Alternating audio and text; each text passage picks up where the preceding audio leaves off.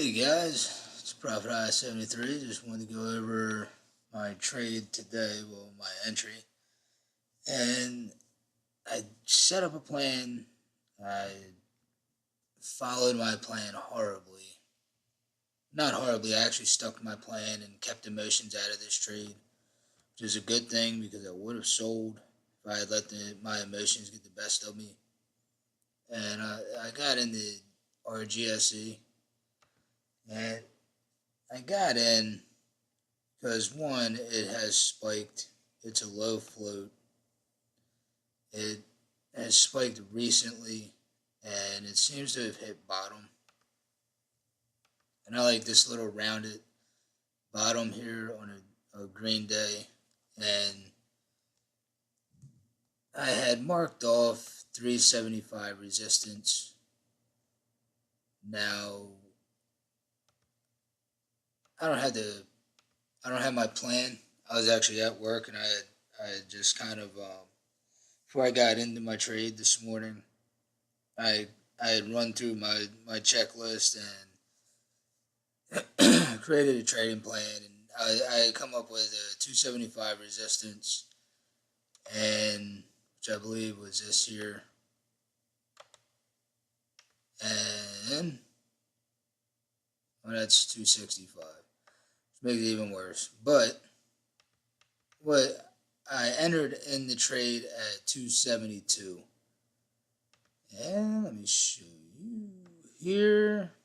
And I had actually entered in probably at the worst possible price point, and this is what I'm trying to get away from, because I had put my stop loss, well, my mental stop loss at 250, and my reward was sitting around 340. I think I put 350, and I said 350 just because of the way that the stock moves. Is one. Two, there's resistance after 275. There's really no resistance up until 344, and I thought momentum would carry it up to 350, and maybe I saw a little bit before. But my overall goal was 75 cents and 25-cent risk, which is 3-1. But the issue with that is that it's a 25-cent risk, which I think came out to almost a 10% risk. And I understand I'm trading with a small account, and sometimes you need to take a little bit extra risk. But I'm also trying to build my account, and I don't need to be taking that kind of risk because I'm trying to trade smart, trade with a plan. And I ended up getting in at 940. I was waiting to see how it would open.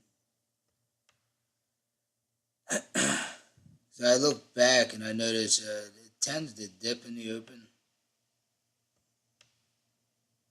And it's probably because of people that hold overnight sell in the morning, and if there's no buyers, it probably drops. And instead of buying down here at 255, I waited to see how it would test the 275 area. And it came up, and here it hit a high. It was testing the area, it dropped. And I saw it bounce here around 260, and I bought on this here at 940 exactly. So actually, this is a 1 minute chart, so I actually bought here on this candle because I thought, it's holding here, and I'm thinking in my mind, all right, I'm around the price target that I set. It's already tested the 255 mark, so I can set the low of the day as my risk, 251, which I had already put my mind of 250. And I'm thinking it's getting ready to break out. It's already dipped. It's come down, consolidated. Now it's getting ready for that push. And if I had waited a couple more minutes, I would have seen that it wasn't, and I could have got a better entry closer. What I need to learn to do is get a better entry closer to my risk point. And if I'm thinking, all right, 250 should hold. Well, I should probably watch the chart and see how close to 250 I can get before I buy. Because if I think it's going to hold at that point, why wouldn't I try to get as close as possible to that point? That way, if I'm in the trade and I'm 5 cents away from it and it fails, well, at that point, that's my risk. I only lose 5 cents on the trade compared to anticipating a breakout and it failing the breakout. And now 250 I'm looking at is holding support. Now I have a 25-cent risk. If I'm holding 10,000 shares for some reason, I put in a $25,000, $30,000 trade if my account gets that big. And I'm holding 10,000 shares. With 10,000 shares, that's 25 cents, 25%. So it's $2,500 is what I'm risking with a 10,000 share position. And my share count here is only 200. That's why I put a little extra risk in. It's not, I didn't even trade. This was with my E-Trade account, Stock Twitch. I guess I'll close it out. This was with my E-Trade account, but I had 200 at 2.72. So I'm not trading with my full, I think I was up to $679.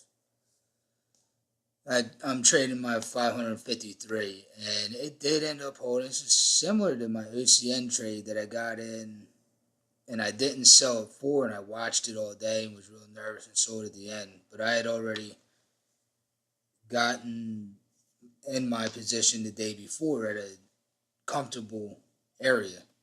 Today I did not. Today I was anticipating it didn't break out, and it was a good patience hold. I didn't let my emotions get the best of me. I understood my loss. I was already mentally prepared for the 225 plus commissions. It would have been a $70 loss, a $70 hit on my account. But it didn't break the morning low, which actually set up higher than my risk. And then, I watched it all day and it come up at the end and it actually hit a high of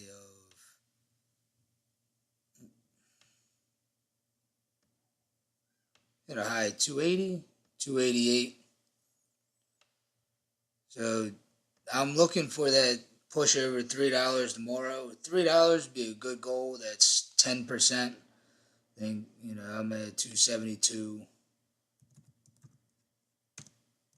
Get a 10% gain. So right at $3.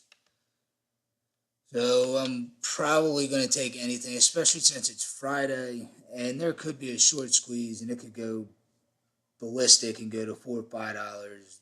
With this stock, the float's ridiculous, and it has ridiculous moves, and that's another reason why I had the 25 cent, because I was looking back prior, and I saw the swings on the trade, so I just kind of, 25 cent, if I'm going to get into this trade at this price, I need to set a lower risk. And I did, and it never breached my risk, and it held up and pushed through at the close. So I just wanted to go over that, and I'm sure you can see my flaws in my trade, and I'm going to try to get better at my entries. My OCN trade entry was great. This one, not so much. Although I did stick to my plan so far, and